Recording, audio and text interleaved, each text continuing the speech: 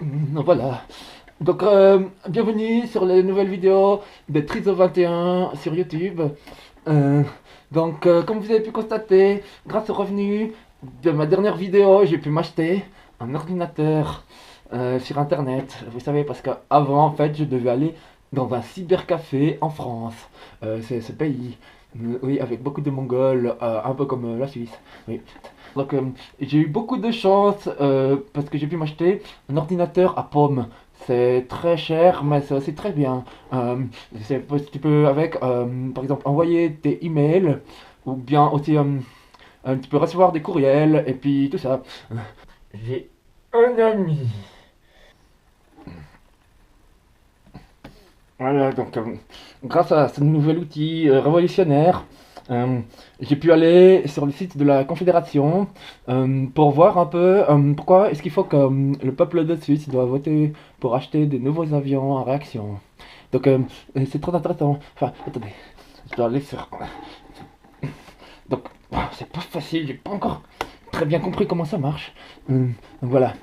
Ils nous disent. Attendez. Ne peut-on pas augmenter la valeur combative du Tiger F5? Tiger F5. Techniquement, il serait possible d'améliorer le Tiger F5 de telle sorte qu'il puisse encore être engagé pendant 15 ans et continuer d'apporter sa contribution au service de police aérienne. Les frais de transformation pour 30 appareils s'élèveraient à environ 1 milliard de francs. Par rapport à une nouvelle acquisition, ce montant est trop élevé.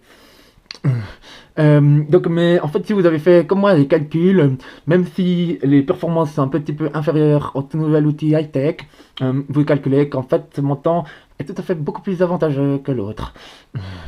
Mais, mais je sais pas ce que vous savez, les garçons, ils aiment toujours avoir bien les derniers gadgets super. Même si c'est très cher. Et puis aussi, ils aiment jouer à la guerre. Par exemple, quand ils ont 18 ans, ils ont tous le droit d'aller faire un super camp vert. Et puis tirer pour la première fois avec des vrais fusils. Et puis tirer des obus pour faire péter les pâtirages. Et puis faire voler des petits avions avec des mitraillettes. Et tout ça. C'est vraiment super. Et vous savez, toute mon enfance, je rêvais du jour où je pourrais enfin avoir mon fusil. Un vrai. Mais ils m'ont dit que j'étais.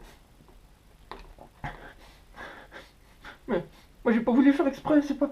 C'est ma maman qui m'a fait comme ça. J'ai essayé d'être normal, mais.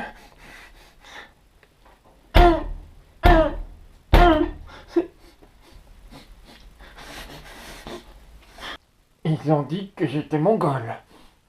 Et puis qu'à l'armée, ils aiment pas les mongols et les handicapés. Mais je comprends pas parce que tous ceux que j'ai vus là-bas, ils étaient un peu débiles.